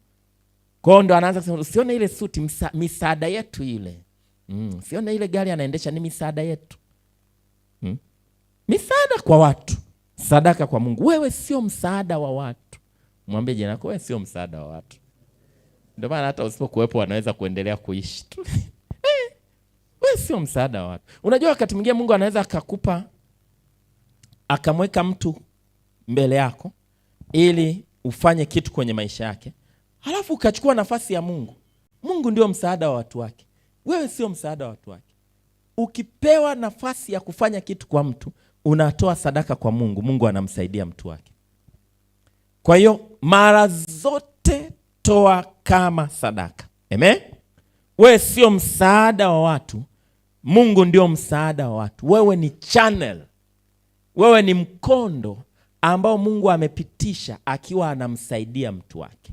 Kwa Mungu anasaidia mtu wake, wewe unatoa sadaka kwa Mungu. Kwa hiyo iko hivi, unatakiwa wewe unatoa sadaka kwa Mungu, alafu Mungu anasaidia mtumishi wake. Unatoa sadaka kwa Mungu, Mungu anasaidia yatima na wajane. Unatoa sadaka kwa Mungu, Mungu anasaidia watu wake. Kwa usijiweke wewe katikati. Wewe unapeleka kwa Mungu, Mungu anapeleka kwa mtu kupitia wewe. Kwa sababu hata wewe usipokuwepo, huyo mtu hatakufa. Hata wewe usipotoa kwangu, usiponisaidia, na kuhakikishia siwezi lala njaa. Kwa sababu Mungu kama msaada wangu ana mahali pengi. Kwa maana yake ukipata nafasi, hiyo ni fursa kwako, ni privilege kwako. Na sio sababu ya kuota kiburi na kufikiri kwamba wewe ndio mambo yote kwa mtu. Hata unayemsomesha, wewe sio msaada wake. Na hapa ndio watu wanaumia, wanajeruhika mioyo, kwa sababu alikuwa anafanya kama msaada. Mwahi kuona mtu analalamika, anasema yani mimi nimemsomesha hadi chuo kikuu, yani tangu amepata kazi hata hajaja, ana uchungu moyoni. Huwezi kuwa na uchungu kwa sadaka. Huwezi kuwa na uchungu kwa sadaka. Kama una uchungu, ulisomesha mtu hajarudi kutoa shukrani, ulikuwa unatoa misaada, ulikuwa ufanyi sadaka. Kama ulikuwa unampa Mungu kama sadaka, hata kama yule amekusahau, Mungu hawezi kuisahau sadaka yako. Lakini kama ulikuwa unafanya kama misaada itashukuriwa na inaishia kwenye shukrani. Wasipokushukuru unaumia. Sadaka, kama ninatoa sadaka kwa Mungu kupitia mtumishi wa Mungu, hata asipo respondi, hata asiposhukuru. Sasa haimaanishi tusifanye, tusirespondi, haimaanishi tusiacknowledge, lakini hata isipotokea. Kwa sababu sio mara zote utakuwa na access ya kupokea shukrani kutoka kwa pale unakopeleka. Kuna level ambayo hata huyu mtumishi wa Mungu huyu hapa atafika, hawezi kumjibu message kila mtu aliyetoa. Sasa kama kila ukitoa unasikilizia message, mbona hata hajasema asante, mbona? Sasa imefika mahali labda watu 20,000 wanatuma message za sadaka kwa siku, atajibu moja. Maanake wewe lazima ujue unachofanya, lazima ujue kwamba mimi ninamtolea Mungu, alafu Mungu amempa mtumishi wake, amemsaidia mtumishi wake. Kwa wewe baki na Mungu, Mungu atakulipa kwa sadaka unayoitoa, hata kama isipopata response kule ambako umepeleka. Amen. Bwana Yesu asifiwe sana. Kwa hiyo unapopata hiyo nafasi, umepata nafasi ya kumtolea Mungu, Mungu anashughulika. Sasa nataka nisome maandiko mawili kuclear hiyo jambo. Matendo ya Mitume sura ya 10 mstari wa 1 mpaka wa 4. Matendo ya Mitume 10. Anasema palikuwa na mtu Kaisaria, jina lake Kornelio, akida wa kikosi kilichoitwa Kiitalia, mtu mtaua, mchaji wa Mungu, yeye na nyumba yake yote, naye alikuwa akiwapa watu sadaka, sio misaada. Akiwapa watu sadaka nyingi na kumwomba Mungu daima. Akaona katika maono waziwazi kama saa 9 mchana malaika wa Mungu akimjia na kumwambia. Akamtazama sana, akaogopa, akasema kuna nini Bwana? Akamwambia sala zako na sadaka zako. Sio na misaada yako. Misaada haiendi mbinguni, watu wa Mungu. Sadaka ndio zinaenda kwa Mungu. Sala zako na sadaka zako zimefika juu na kuwa ukumbusho mbele za Mungu. Hata kama watu hawakukushukuru, sadaka yako imefika na imekuwa ukumbusho. Kwa hiyo usitoe kama misaada, toa kama sadaka. Amen. Zaburi sura ya 20 mstari wa 1. Biblia inasema Bwana akujibu siku ya dhiki, jina la Mungu wa Yakobo likuinue. Mungu akupelekee msaada wake kutoka patakatifu. Msaada unatokaga kwa Mungu. Mungu ndio anatoa misaada kupeleka kwa watu wake. Na anaweza akakutumia wewe kupeleka msaada, lakini wewe mbele za Mungu inakuwa ni nini? Ni sadaka. Akupelekee msaada toka patakatifu, akutegemeze kutoka Sayuni, azikumbuke sadaka zako zote na kuzitakabali dhabihu zako. Amen. Kufikiri kwamba wewe ni msaada wa watu inaweza kuwa ni aina fulani ya kiburi tu. Inaweza kuwa ni aina fulani ya kiburi. Mungu ndiye msaada wa watu wake. Sisi ni mikondo ambayo Mungu amepitisha kwetu kuwapelekea watu wake, na sisi kwetu ni sadaka mbele za Mungu. Matendo ya Mitume sura ya 9 mstari wa 36. Matendo ya Mitume 9:36. Anasema na mwanafunzi mmoja alikuwako Yafa, jina lake Tabitha, tafsiri ya jina lake ni Dorcas, yani pa. Mwanamke huyu alikuwa amejaa matendo mema na sadaka alizotoa.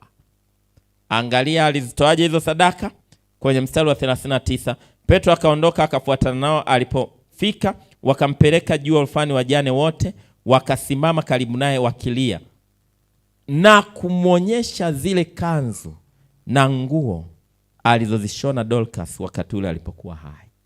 Maana yake alikuwa anashonea nguo wajane, lakini sio kama msaada kwa wajane, kama sadaka mbele za Mungu wake. Amen. Bwana Yesu asifiwe sana. Kwa hiyo usitoe kama msaada, usitoe kama msaada kwa watu.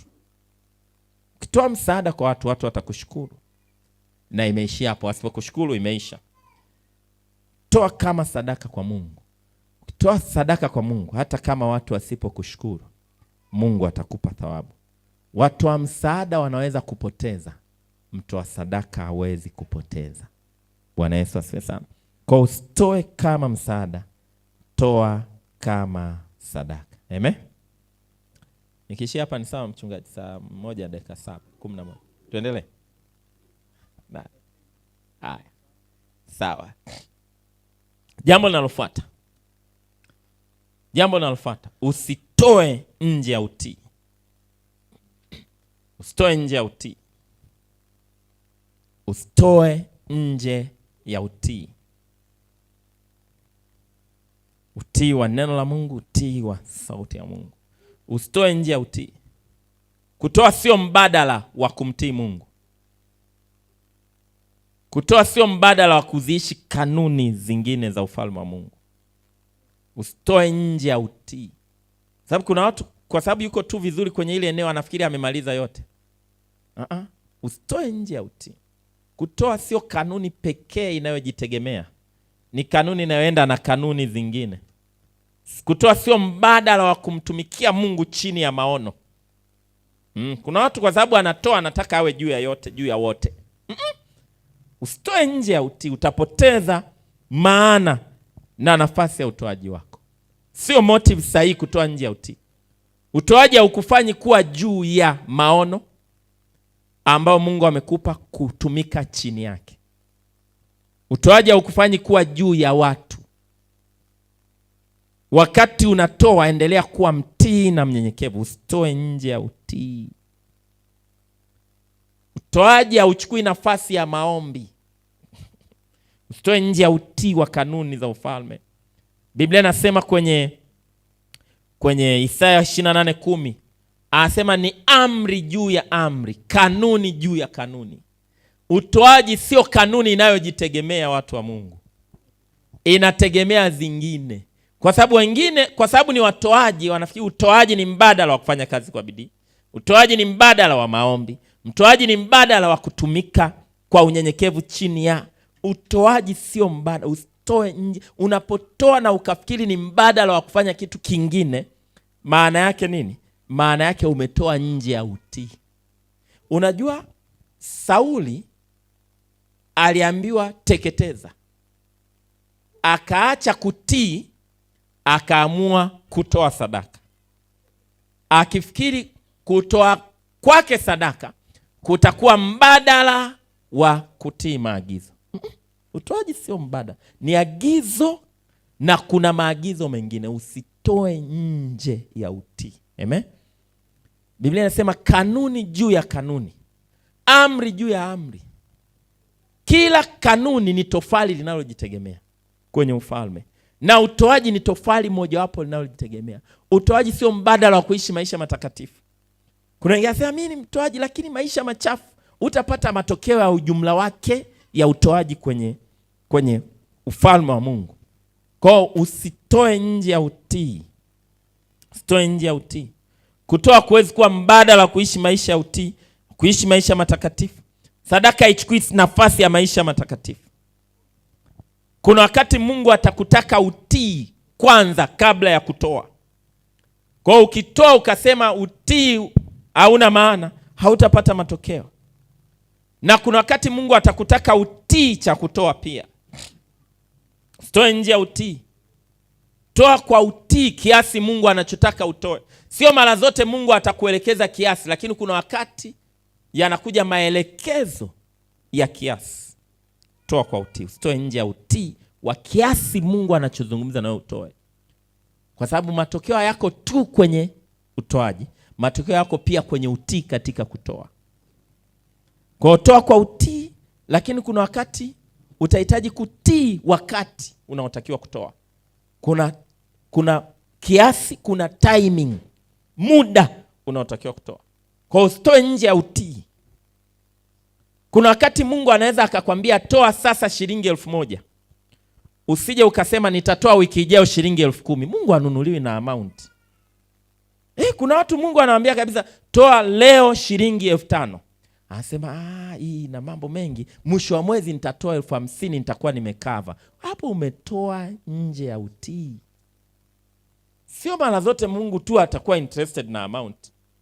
Hakikisha unatoa kwa utii kiasi unachotakiwa kutoa, unatoa kwa utii wakati unaotakiwa kutoa, na unatoa kwa utii mahali unapotakiwa kutoa. Bwana Yesu asifiwe sana. Lakini hii niiweke sawa, sio mara zote utakuwa unasikia maelekezo hayo. Sawa? Utoaji ni kanuni kabla ya kuwa maelekezo ya real time. Utoaji sio kitu kinachotaka maelekezo ya wakati huo muda wote. Kabla haijawa hivyo ni kanuni. Okay, niongee kwa namna hii. Maombi ni kanuni kabla ya kuwa maelekezo ya Roho Mtakatifu ya wakati huo. Yaani uwezi kusema ninakaa hapa kama robot nasubiri Roho Mtakatifu aniambie kuomba. Uhitaji kusubiri Roho Mtakatifu akwambie kuomba. Kuomba ni kanuni. Yaani wewe kwenye ratiba yako panga na muda wa kufanya nini? Wa kuomba. Uhitaji kusubiri kuambiwa na Roho Mtakatifu funga. Kufunga ni kanuni, kila Mkristo, kila mtu wa Mungu anapaswa kufunga. Na ndivyo ilivyo, uhitaji kusubiri kuambiwa na Mungu toa.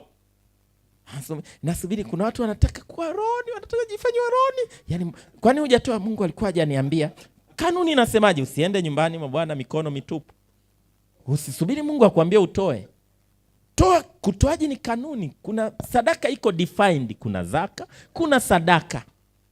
Lakini sasa ninaposema utii maana yake nini? Kuna wakati Roho Mtakatifu ataingilia kwenye kanuni, kwenye utaratibu wako. Alafu atakwambia toa kiasi fulani, muda fulani, mahali fulani. Sasa pale usistiki tu kwenye kanuni. Ni kama umejipangia kila siku saa 8 nitaamka mpaka saa 10 kuomba. Alafu umelala saa 5, umeweka alamu yako ya saa 8. Alafu Roho Mtakatifu anakuamsha saa 6. Omba. Unasikia kabisa anakuambia omba. Mwambie Roho Mtakatifu nasubiri saa 8. Umeshakosea. Kwa tembea kwenye kanuni kama hakuna maelekezo specific.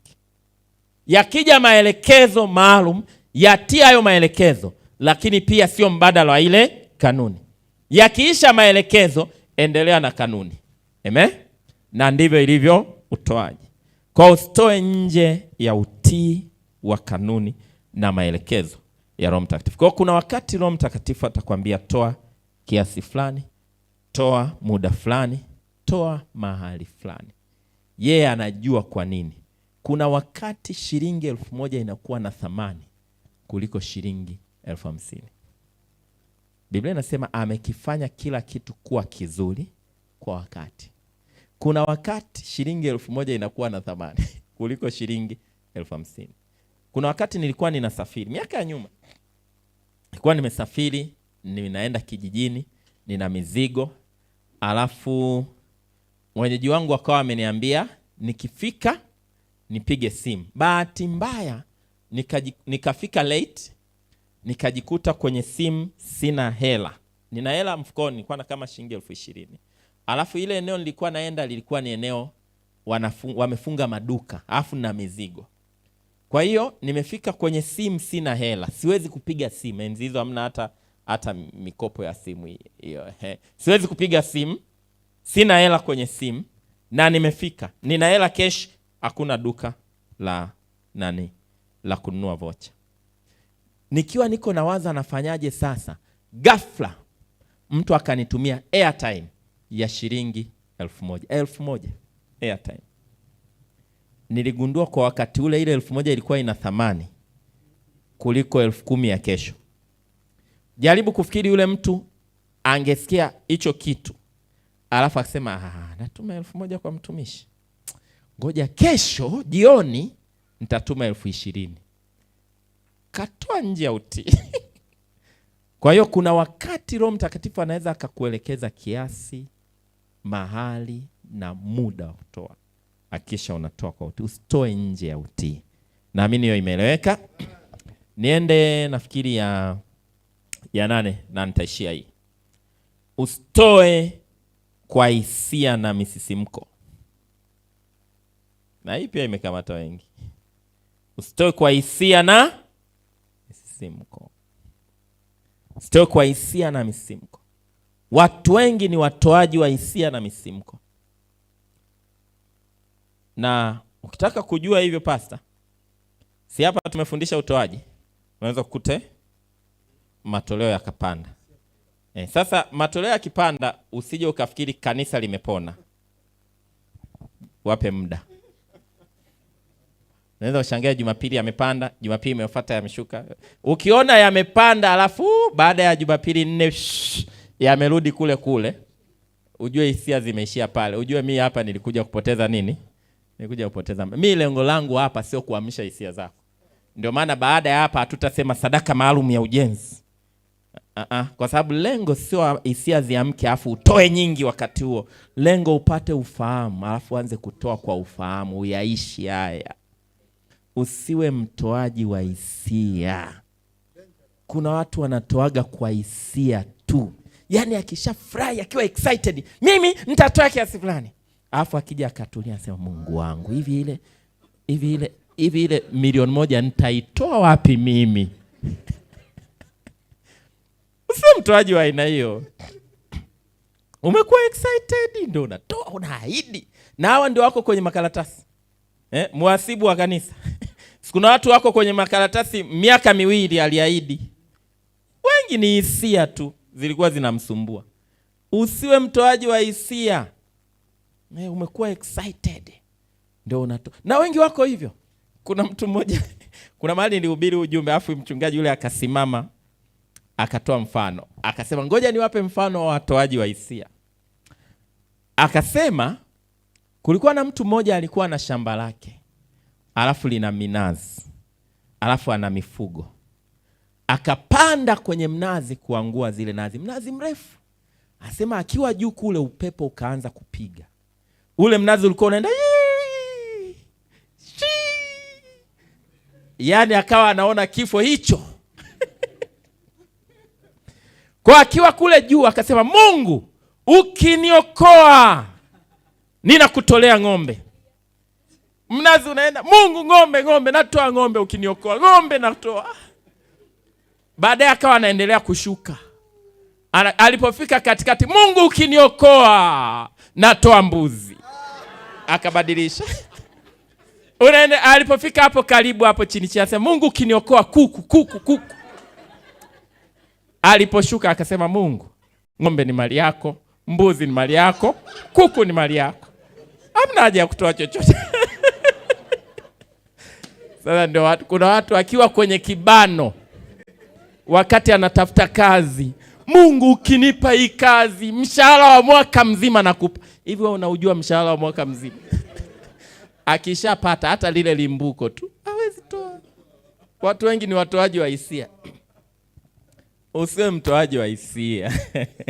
Bwana Yesu asifiwe sana. Usiwe mtu anayetoa kwa hisia. Utoaji wa hisia sio utoaji wenye matokeo. Amen? Kuna mtu mmoja alikuwa ni mtu wa hisia kali. Anaitwa Yefta. Kwenye Waamuzi sura ya 11. Kuanzia mstari wa 30 na kuendelea. Huyu jamaa kulikuwa na vita mbele yake. Nafikiri ilikuwa ni kati yake na wana wa Amoni nafikiri. Wana wa Amoni. Kulikuwa na vita kali. Anaenda vitani, kwa kiwango cha ile vita alikuwa haoni kama anaweza kutoboa. Kwa ile excitement Mungu amshindie.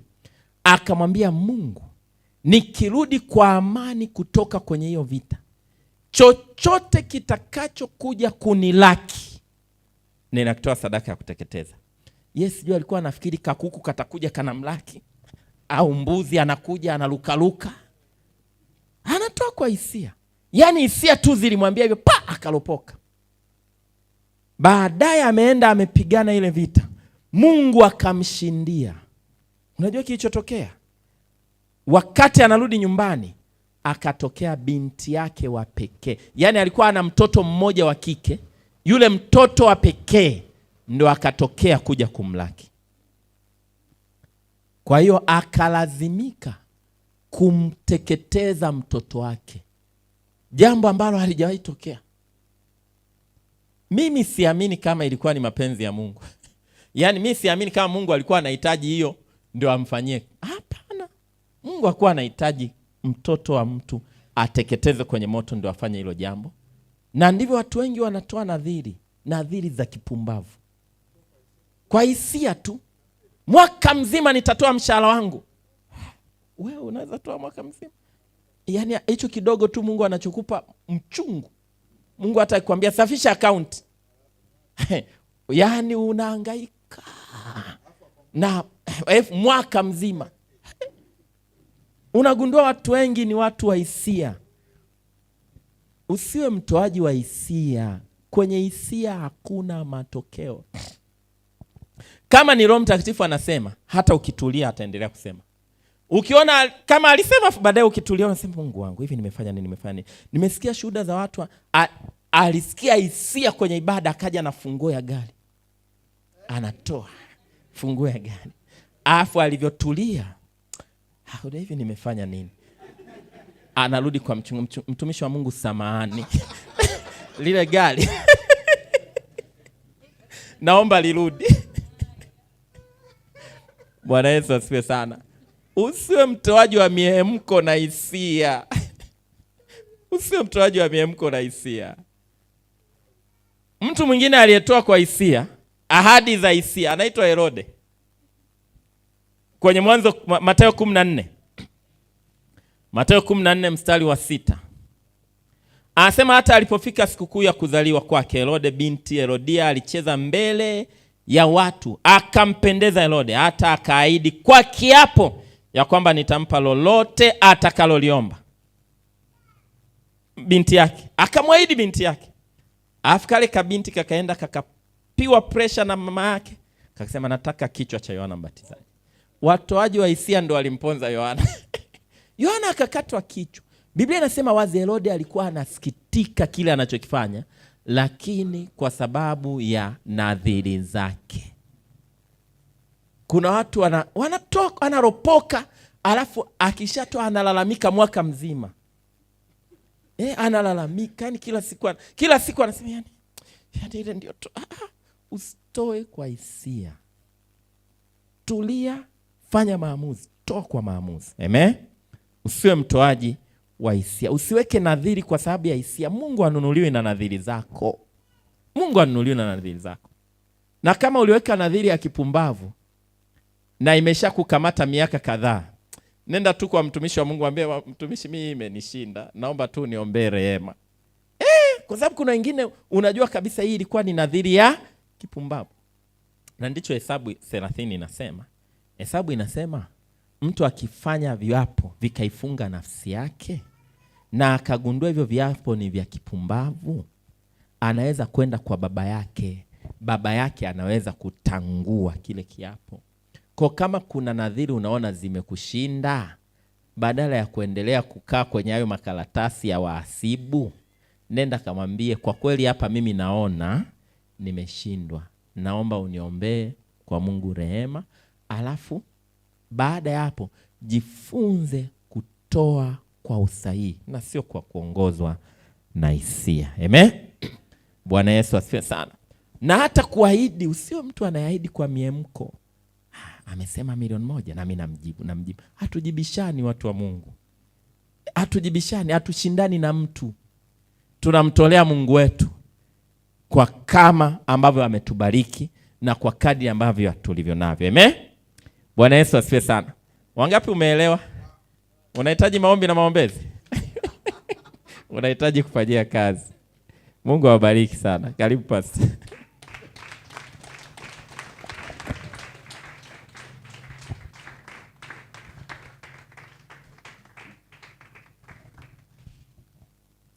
Yesu ni Bwana. Shule nzito, mpigie Yesu makofi tena.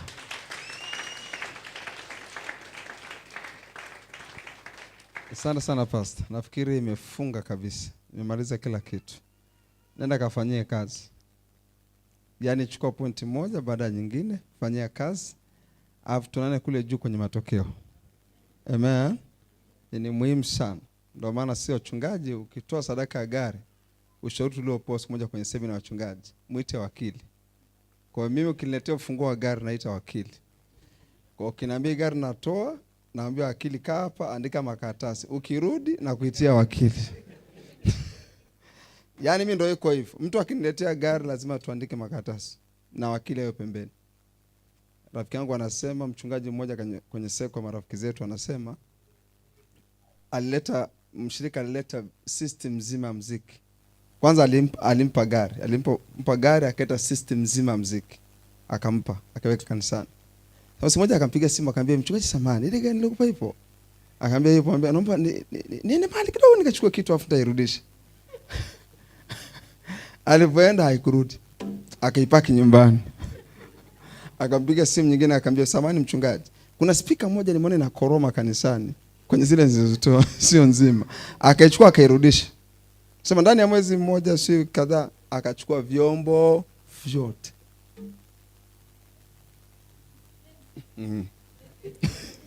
Kwa hiyo huwezi kuniletea gari nisikuandikishe. Lakini it is well. Tukijua tunakuwa bora zaidi. Sema amen kubwa. Amen. Oh my. Pastor, mtu akikaa na akafanyia utafiti vitu, akajichuja vizuri pale, hatutakuwa na maskini hata wa kutafuta kanisani. Mimi nakwambia tatafuta hivi atampata.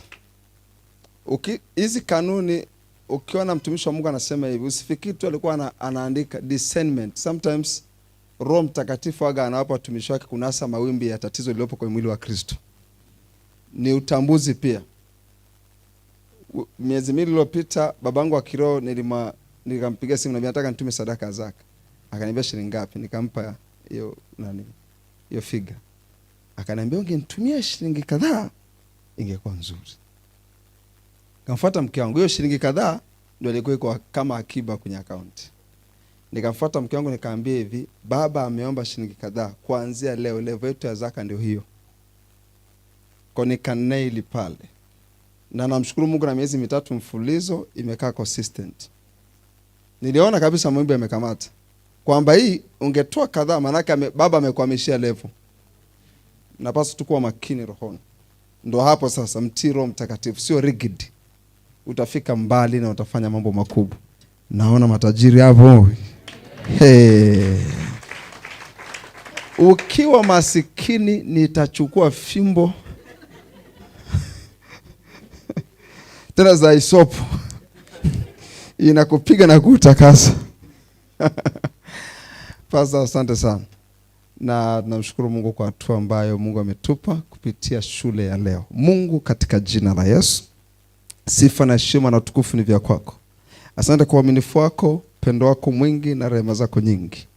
Na hayo unasema ni kwa sababu unatupenda sana.